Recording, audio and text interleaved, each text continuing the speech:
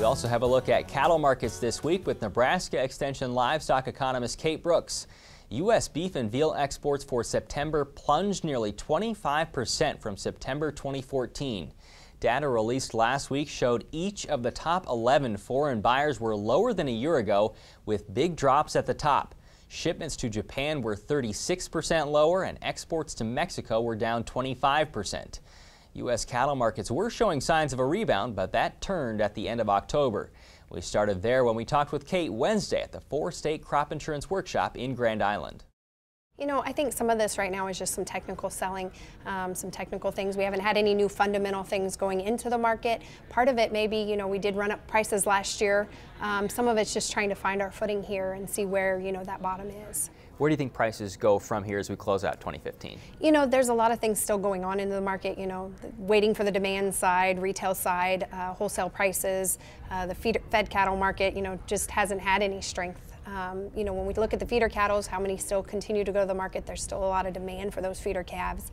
You know, so we could still see some upswing in the market here to the end of 2015, but, you know, as we go into 16, you know, I don't think we'll continue to see those upswing possibilities. Let's talk about supply and demand. First on supply, what do you think we might see as far as herd expansion when that first inventory rolls around in 2016? You know, we've seen aggressive herd inventory, trying to increase the inventory. You know, we go back to the January 115 report, we showed expansion through the second half of 14.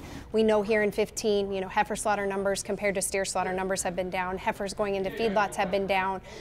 So a lot of cow numbers going to slaughter have been down. So from what we're looking at, it looks like there's some aggressive expansion going on rapidly right now. Is that expansion across the country? Does it hold through all states? I think we'll see, you know, a lot of those, at least the big cow-calf states still continuing to grow. You know, Oklahoma, Texas still have a ways to go. You know, they've had really good pastures this year. Up until recently, they've had some drought type issues creeping back up, but we've had a lot better conditions in 15. Okay, let's talk about demand, and we should probably split it into domestic and foreign demand. Let's start with domestic. How do you feel domestic demand is? You know, we've continued to see good demand even with these record high retail prices. You know, as we go through 15, you know, the second quarter or fourth quarter, as we're looking here, you know, retailers are seeing those cheaper box beef prices, cheaper retail prices, gives them an incentive to maybe start, you know, promoting some of those beef products going on.